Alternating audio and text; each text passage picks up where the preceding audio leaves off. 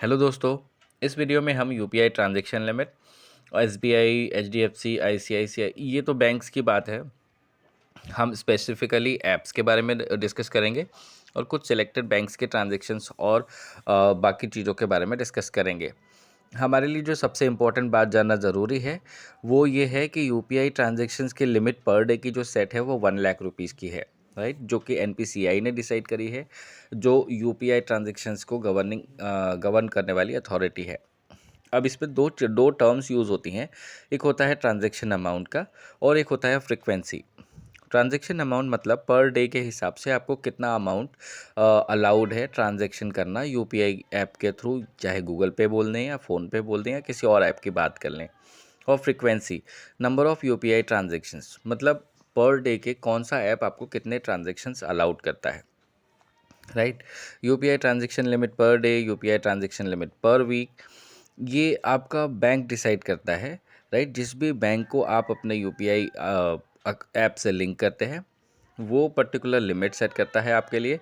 जैसे हम इस एग्जांपल में चेक कर सकते हैं, सबसे पहला बैंक जो है उसकी यूपीआई ट्रांजैक्शन लिमिट और यूपीआई पर डे लिमिट है ना, डेली लिमिट, ये दोनों दिखा रहा है, दोनों में डिफरेंस है, राइट।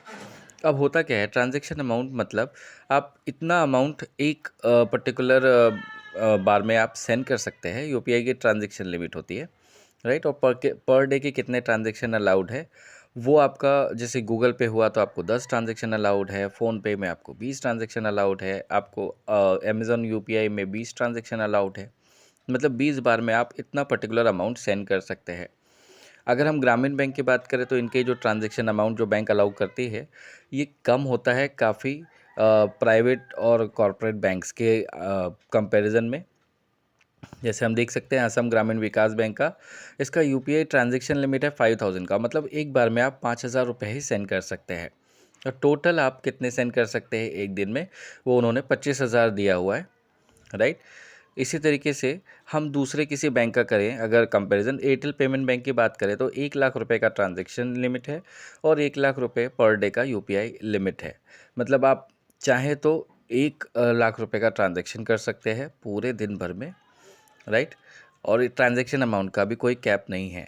इसमें एक इंटरेस्टिंग बात और है कि अगर आप कोई भी नया यूपीआई अकाउंट सेटअप करते हैं, चाहे वो आपका गूगल पे हो या फ़ोन पे हो, तो आपको फर्स्ट 24 आवर्स में सिर्फ 5,000 रुपये का ही अमाउंट अलाउड होता है।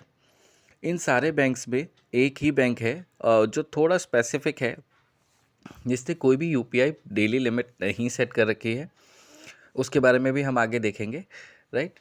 तो इस हिसाब से आई होप कि आपको क्लियर हुआ हो कि यूपीआई ट्रांजैक्शन लिमिट क्या होता है और यूपीआई डेली लिमिट क्या होता है, राइट।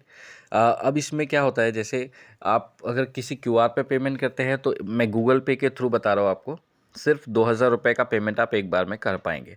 बाकी किसी और ऐप से करेंगे आप तो आपकी ट्रांजैक्शन लिमिट ज़्यादा होती है, राइट।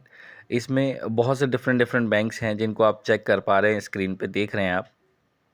बंधन बैंक दिया हुआ है, बंधन बैंक का भी आपको 1 लाख रुपए का ट्रांजैक्शन लिमिट है और 1 लाख रुपए का आप ट्रांजैक्शन कर पाते हैं। इसके बाद में आपको ये जो ब्लॉग है इसका मैं लिंक भी आपको शेयर कर दूंगा जो आप चेक कर पाएंगे। यहाँ देखिए स्पेसिफिक बैंक ऑफ बड़ौदा आया। बैंक ऑफ बड़ौदा में आपका ट्रांजैक्शन का जो लिमिट है वो 25,000 है, मतलब एक बार में आप 25,000 रुपये सेंड कर सकते हैं और इसमें कोई डेली लिमिट सेट नहीं है, जो इसमें एक यूनिक बात है, राइट।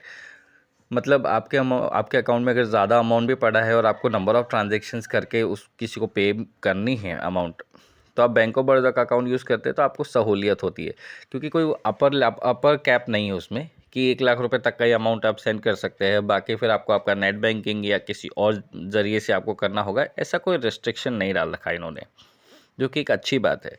क्योंकि जनरली जो एक व्यापारी की बात ना करते हुए एक साधारण व्यक्ति की बात करें तो उसको भी कई लेन देन करने होते हैं और एक लिमिट सेट होता है तो फिर उसको क्या होता है, दूसरे ऐप के थ्रू करना होता है। बट अगर कोई लिमिट सेट नहीं है कि आप कितना अमाउंट पर्टिकुलर डे में सेंड कर सकते हैं, तो आप अपनी पर्टिकुलर ऐप के थ्रू ही ये सारा काम कर पाते हैं, राइट। और भी बैंक्स का डिटेल दिया हुआ है जो आप चेक कर सकते हैं। बाकी कई बैंक्स का मर्जर हो गया है तो वो डिटेल्स भी आपको इसमें देखने के लिए मिल जाएंगी। इसमें आपको कंप्लीट बैंक्स का आपको डेटा मिल जाएगा कि कौन सा बैंक आपको कितना अमाउंट अलाउ कर सकता है। तो आप इस लिंक के थ्रू चेक करके उसको थोड़ा अपने दिमाग में रख सकते हैं कि नहीं, मुझे मेरे बैंक ने इतना ही अलाउ किया है।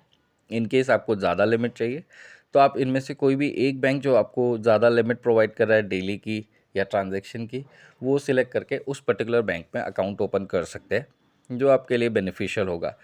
खासकर ये व्यापारियों के लिए भी होगा, क्योंकि व्यापारियों को ज़्यादा लेन देन करने पड़ते हैं।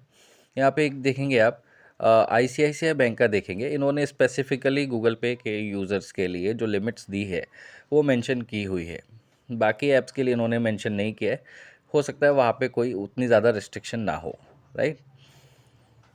आप देखेंगे यहाँ पे कुछ छोटे बैंक हैं जिनको हम काउंट में नहीं ले रहे हैं। जियो पेमेंट्स बैंक का भी यहाँ पे दिख रहा है आपको, क्योंकि रिसेंटली जियो ने जियो पे लॉन्च किया है, राइट।